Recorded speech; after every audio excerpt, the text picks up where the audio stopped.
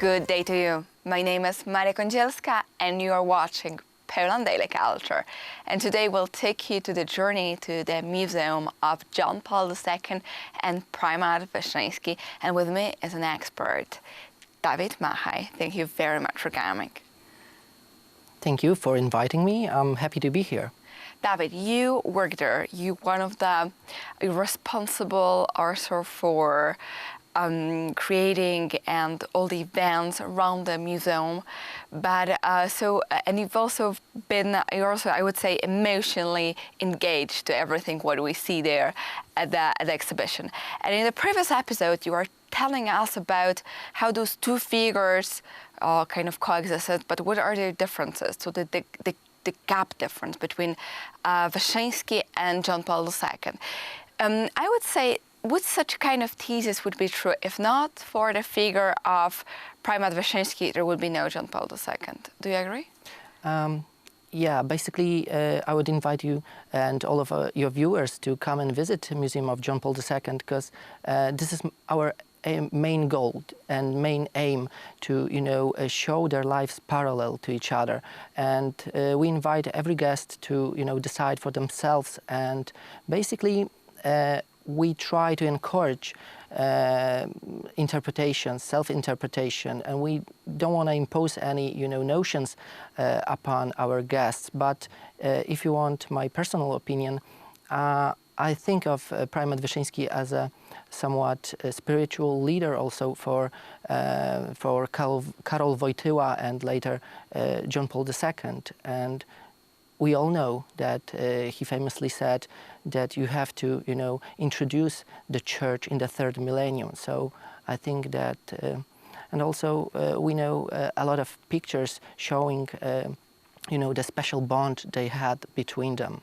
But it's obviously more complicated, issue, and we don't have that time to deal with it. So let's go through the exhibition together again. First part of it is the historical part of where Primate Wyszyński was born, and then the historical part when John Paul II was born in the beginning. Yeah. And what else? Where do you lead us in this history?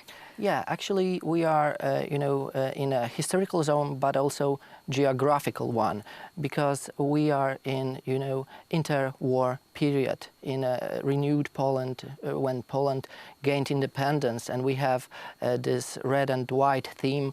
The long room is filled with the parallel, their lifeline, but also it's ended with the pontifical vestment and the cardinal vestment, symbolizing this red and white we see in a Polish flag. But this room is very disturbing, I would say.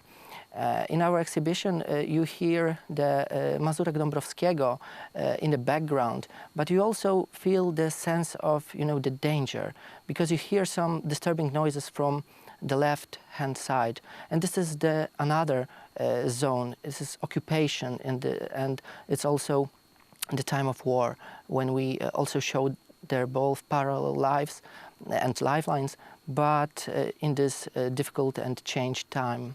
And the World War II was the period which shaped both of those characters. Yeah. For Wyszyński, it was also incredibly important because he was a military, he was a soldier, he was taking part in the actions around Warsaw.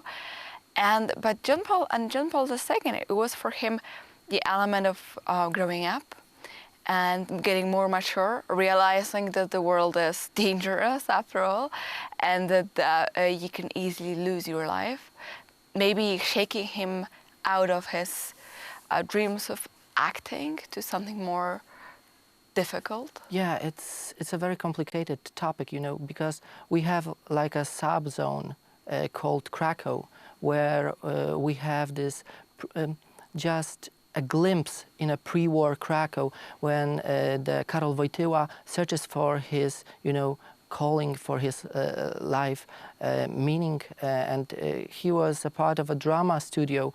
He was developing himself to become an actor, right? This is also a difficult time for him because he loses his father then. But as I told you, this is only a small oasis, and we also hear these disturbing noises of the Nazi Germany occupation. Little known fact that Karol Wojtyła almost lost his life during occupation of Poland. He was struck by the truck in a road accident, and he was miraculously saved. I don't know whether this is the time where he found his calling to become a priesthood, but I think it definitely helped him to find his way. And also Wyszyński during this time kind of realized the importance of being a priest as well, of leading people, and the other one is the difficulty of forgiveness and the necessity of it. Of course, the Wyszyński was very strongly encouraging Polish nation to forgive the German nation after the war, which is, of course, was a challenge after such kind of traumatized situation as Poland ended up. So you combine those two elements, so the main topic of the museum, in fact, is Poland through the eyes of those two characters. This period of World War II, it was definitely also shaping the future of Primate Wyszyński.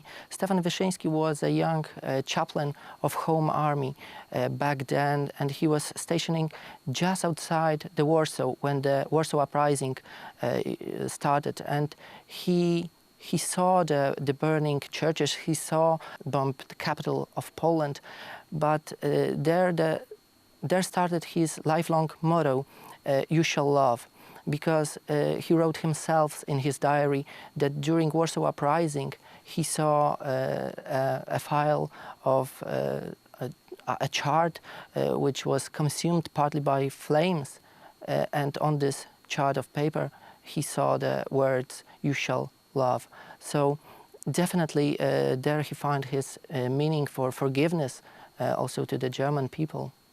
So to anyone who would like to fully understand the Polish history, also the meaning of it and the shape of ideas, especially of those two characters, go to the Museum of John Paul II and Wyszyński in Wilanów, very close to Wilanów Palace in Warsaw. It's an amazing place. Go visit it, especially take your children, and I'm sure you will not regret it. Thank you for watching Poland Daily.